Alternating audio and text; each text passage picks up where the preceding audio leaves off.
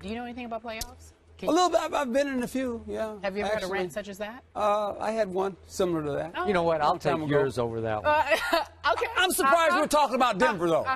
I'm really surprised we're talking about Denver. Are you really? Yeah. Why? Denver, San Francisco. Why? I thought for sure Stephen A's favorite team is 5-1 right now. Oh, so we thought we were talking about Cowboys. Oh, yeah, come on. Oh, my bad. How about those Cowboys right now? How about Stephen A? How about the Cowboys? Stephen A ain't believing yet. He gonna wait till December. Coach wants to talk about the Cowboys. By December, Stephen A, they might have 10 wins. They might. Oh, boy. All right, well, Stephen A, you don't want to do it. You don't want to talk Cowboys. He don't want to go down there. He don't want to go down there, bro. Listen, I'm going to say it. I'm going to say it again. Whether it's in the regular season or the playoffs, when the biggest moment arrives and the Cowboys have to deliver, I expect an accident to happen. Okay. I love it. Just I love it. We'll put a pin in it. Okay. Because we'll wait for that to happen. do it. Okay. What We do it with Coach. You thought it was going to happen in Seattle. All right. Happen in Seattle. Denver, 49ers. What chance do you give the 49ers of winning on Sunday, Coach? I give them about a 40% chance. Okay. Very difficult place to play. As you know, they're 17-2. The two games they've lost there with Peyton Manning playing quarterback was against the Chargers in Houston. And here again, I think if you're the 49ers, the key is can you possess the ball? And they've done a great job of that.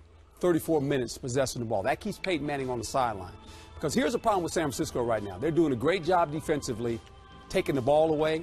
Not very good on third down, about 49%. Only have 5 sacks. That's not the number you like to hear trying to rush Peyton Manning. That's never good. Now, how they defend it, whether they rush 3 and drop 8, do all that stuff, that's great. But they've got so many guys offensively when you think about the Denver Broncos. Julius Thomas, the tight end, they've struggled, 49ers covering tight ends. We saw last week when they played Kansas City, the big tight end caught a bunch of balls on them. So Julius Thomas already has 9 touchdown passes. This is a tough test for them, but they've got to keep the ball away from Peyton Manning if they're going to win this game. All right, Stephen A., 40%, so says Coach Herm Edwards. I think that's about right, but that's only due to the respect that I have for the San Francisco 49ers, particularly how they play on the road since they've been coached by Jim Harbaugh. I think that needs to be taken into consideration. I don't think that can be ignored. But just like Coach said, you've only got 5 sacks on the year. That's not a good number when you're talking about going up against Peyton Manning. On the flip side, you're Denver. You've got 15 sacks on the year. 6 of them have been by Von Miller. 4 have been by DeMarcus Ware. When you consider that, and we're talking about the Denver Broncos going up against Colin Kaepernick, these are dudes that have the capability to get to him. You combine that with the fact that the Denver Broncos are stout against the run. They haven't given up 100 yards to a rusher all season, okay, and they're the 4th-ranked team. They've got the 4th-ranked defense against the rush in the NFL. The fact of the matter is what they're saying to you and what that tells you is that in order to beat the Denver Broncos, you're going to need to throw the football. And if that is your recipe for success up against the Denver Broncos, I'm not sure how that's going to bode well for you. Colin Kaepernick is playing better, has been completing some passes, but is prone to mistakes.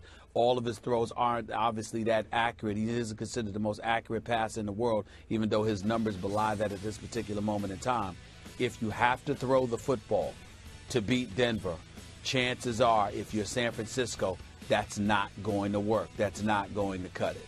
You're going to need to run the football effectively in order to pull it off, and I don't see that happening over the course of 60 minutes in this particular game. I see San Francisco winning this game. I'm sorry, I see Denver winning this game. So I assume you're picking Denver to win this game. I would say right now, I think Stephen A. brings up some great points, and I think, you know, obviously the wild card of this is Kaepernick. He's already made 12 first downs by himself running the football, so that keeps him on the field. It's about staying on the field. So you have a little doubt in your mind, just a little doubt here, even though you gave him only a 40% chance. You have some doubt about whether Denver's going to win this game. Sure, I do. Okay, I'm going to try to push you over the line on this game. Oh, to say you're going for Denver? I'm going to pick San Francisco. Okay. I'm going to pick San Francisco.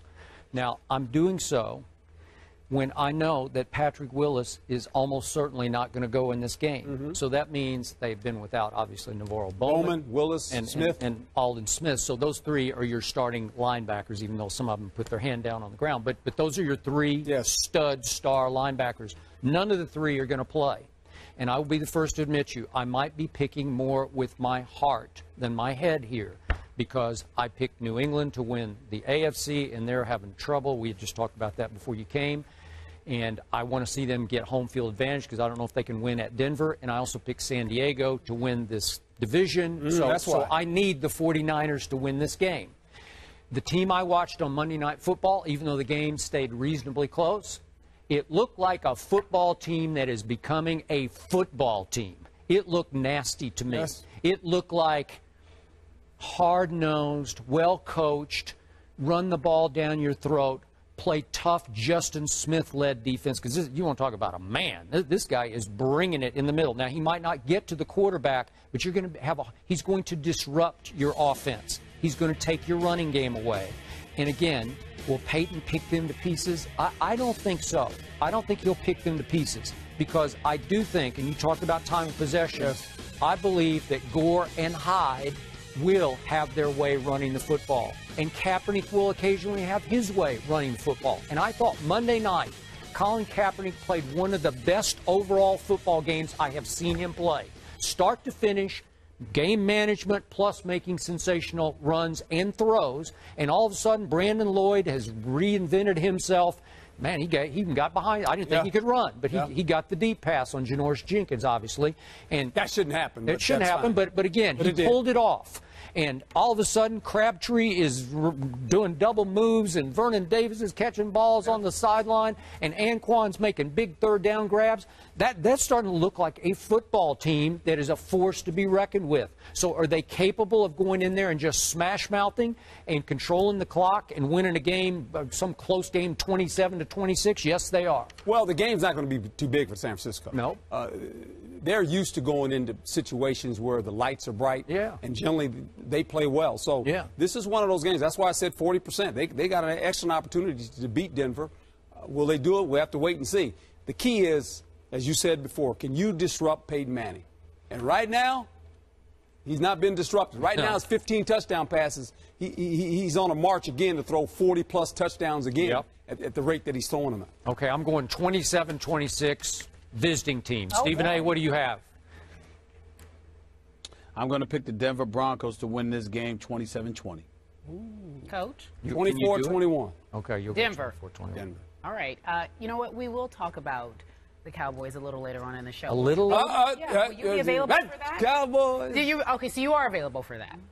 All right. Talk about, you know what? We're about to talk skills. Cowboys. We're about to talk about Kobe. Am I right? He should be available for this segment. You know what? I was trying to talk to Stephen A. earlier, and I asked him, Stephen A., is he the 40th ranked guy? You know what? You're welcome league? to stay for Kobe. I'm serious. There's no way he could be the 40th guy. Well, Stephen A. went on a rant yesterday. He said there's no way in the world 39 other players are that much better than Kobe Bryant. Well, that's a fact. There's no way he could be the 40th guy. Do you want to sit in that debate? Because it's not a debate. Okay, I agree with Stephen A. All right, so we're not doing it then. No, why? I mean, that's even why we even talk about it? But listen. By the way, Kerry Champion, yes, Kerry Champion, yes, Kerry Champion. Correction.